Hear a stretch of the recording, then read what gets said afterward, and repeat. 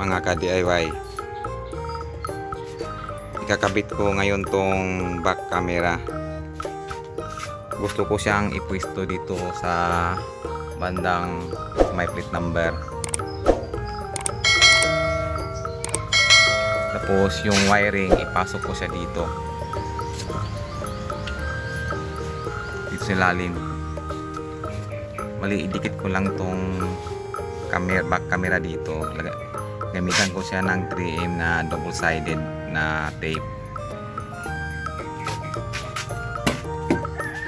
Tapos kailangan ko rin tanggalin tong back cover ng pintuan para may pasok natin yung wire, tapos ilabas dito. Tapos subukan natin kung may pasok siya dito para makuha tayo ng kuryente doon sa backlight. Mayroon kasi tayong i-connect doon.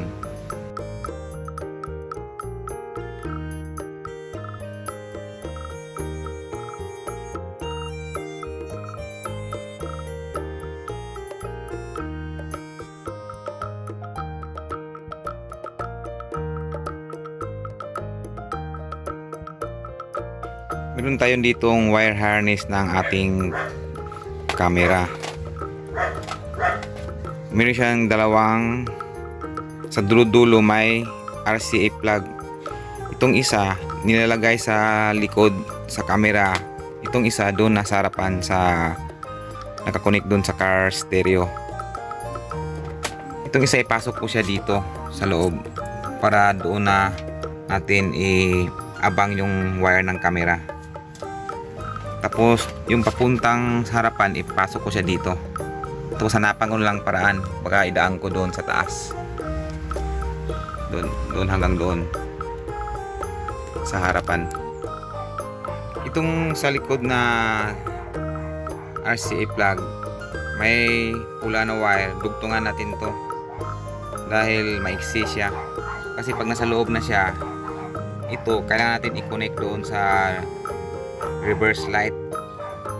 Doon natin siya kukunin doon sa likod, sa ilalim.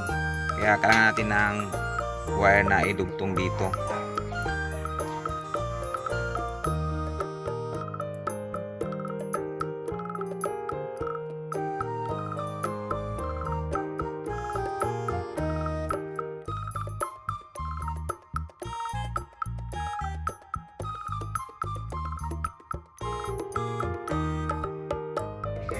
Bali, itong wire na dinugtong ko, ito papunta sa yung reverse light. Pag nag-atras ka, iilaw yung ilaw sa likod. Tapos yun ang mag-activate na yung camera dahil mayroon siyang kuryenteng supply papunta sa camera. Tapos ito rin ito ay yung papunta sa camera dito. Ito yung camera, ito siya sinasaksak. Tapos yung red nya, yung red wire nya, isabay natin dito sa yung ginawa ko kanina. Dito natin siya isabay, ilagay natin siya.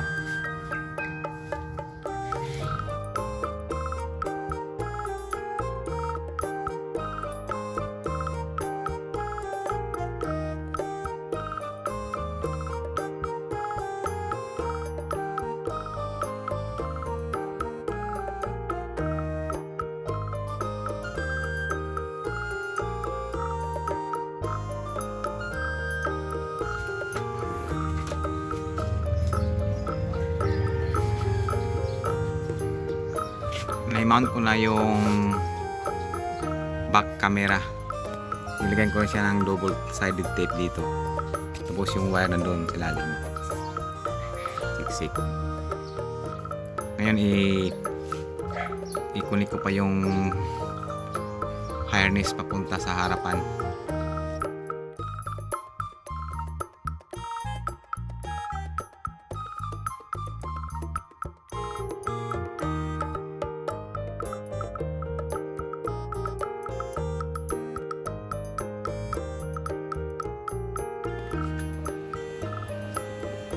Ito yung dinugtong natin na wire yung sa camera. Ikabit natin siya sa atras yung backlight. Bale, ito yung wire niya, yung red and black color. Para mag-trigger yung reverse camera, pag tayo yung nag-atras, idugtong natin ito siya sa backlight.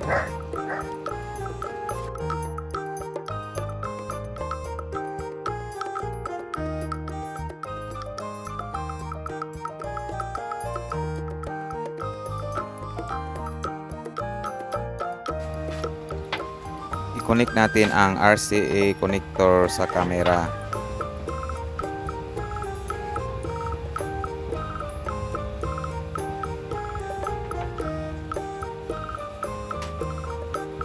Tapos yung power supply ng camera na naman, connect din natin.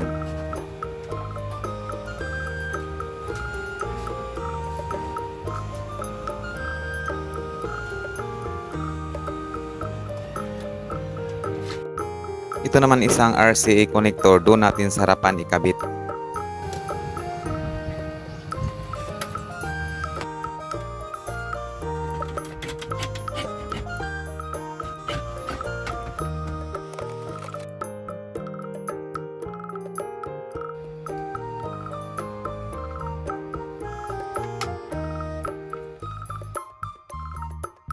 Ngayon, i-connect din natin tong RCA connector dito sa ating harapan sa head unit. Itong red wire na nakasabay sa RCA connector, i-connect natin siya dito sa pink wire na may naka-label na back.